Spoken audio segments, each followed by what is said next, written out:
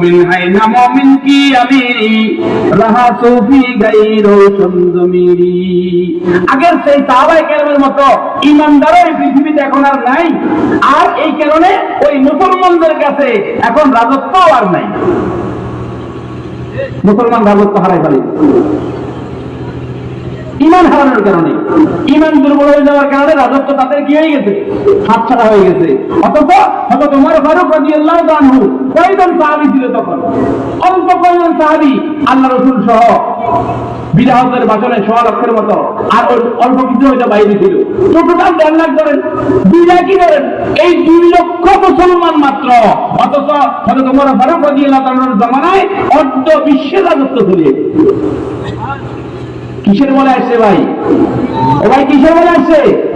ঈমানের বলে, আমলের বলে আসছে। আজকে ঈমানও দুর্বল হয়ে গেছে, আমল তো